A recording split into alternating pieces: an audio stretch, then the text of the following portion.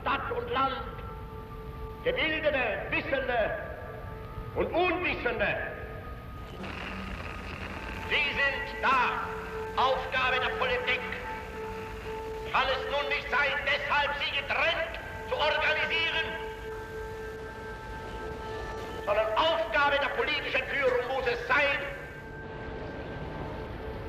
diese natürlichen Trennungen nun durch ein größeres Ideal, durch eine größere Erkenntnis zu überwinden.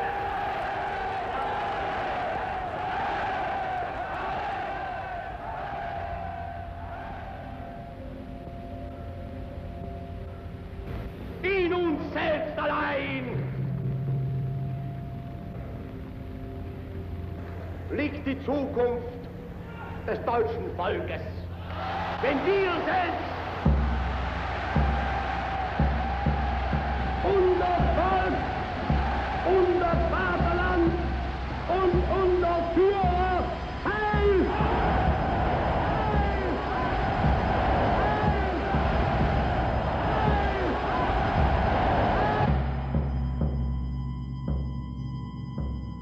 After this speech, Nazi Party offices were flooded with so many membership requests, they had to suspend admissions. Even so, Hitler did not yet control Germany. In 2 weeks, that would change.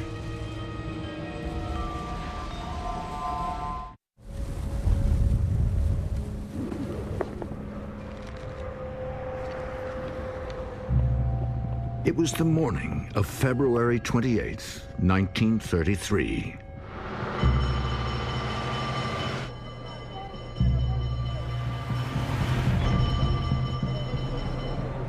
If you lived in Berlin, you awoke to this.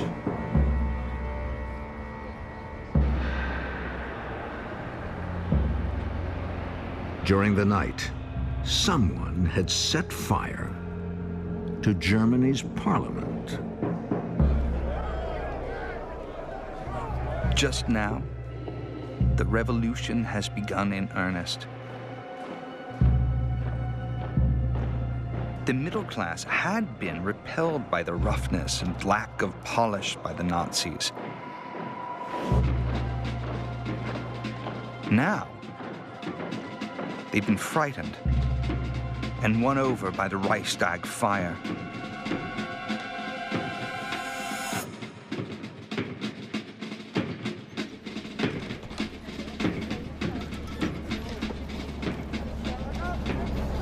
To this day, no one is certain who set the fire that destroyed the Reichstag. But Hitler knew who he would blame. His rivals, the communists.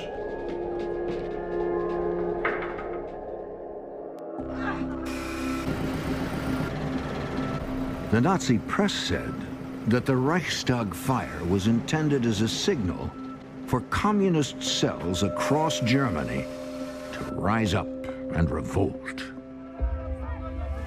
They wanted to send armed mobs into villages to commit murder and plunder. Hostages would be taken from the middle class. Wives and children of police officers used as human shields. The destruction of all cultural values, just like in Russia.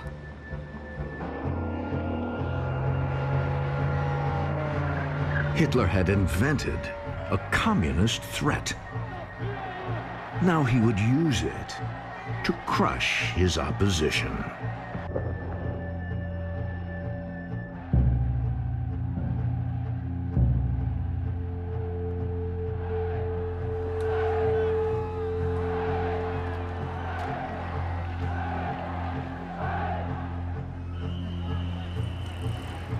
The morning after the fire, I discussed these matters with a few friends.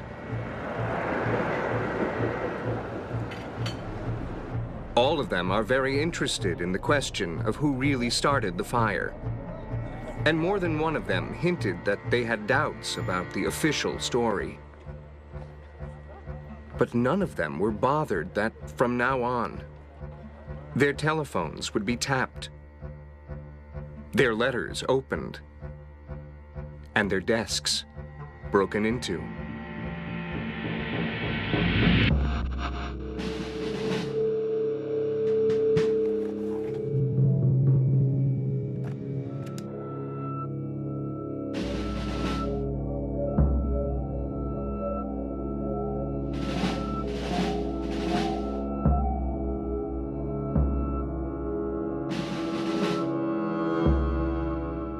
Radical and violent changes were happening across Germany. But Hitler had justified them all. This ruthless intervention by the government may appear strange, but we must clean up. The communists have to disappear.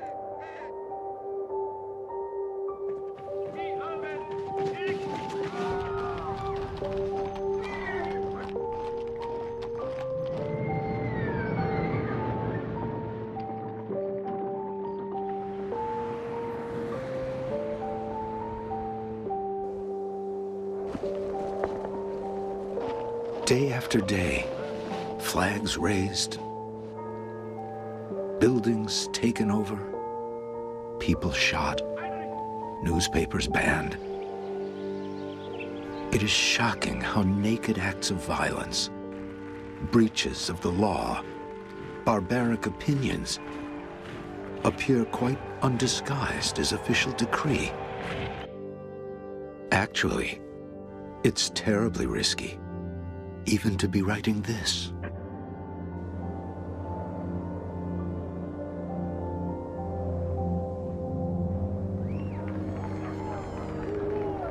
It was the 23rd of March. The communists were in jail. There was no one left to stop the new Nazi majority in Germany's parliament.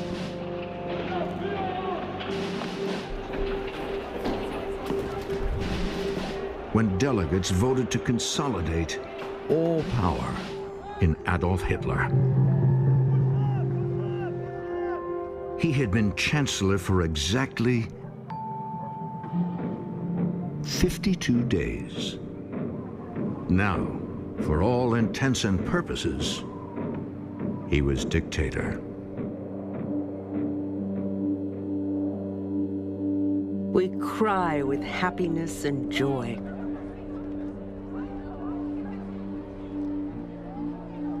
All traces of resistance have been eliminated.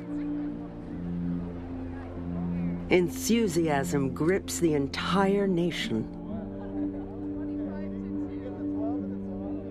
We can barely believe that our beloved Führer stands alone at the helm of the Reich.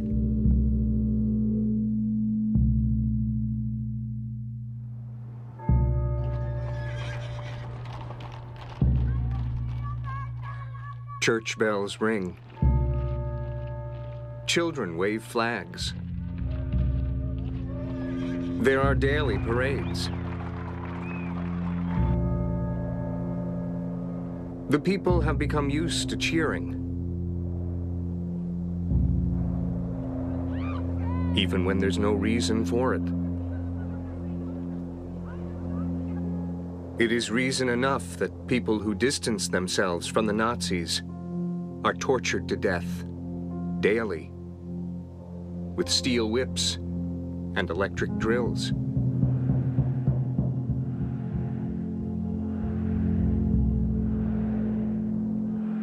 Better to celebrate. Howl with the wolves.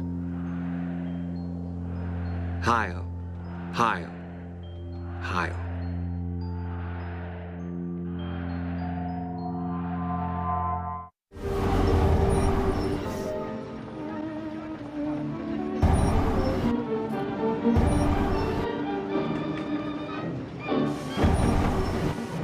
It was the 28th of March, 1933. Adolf Hitler had been dictator of Germany for 5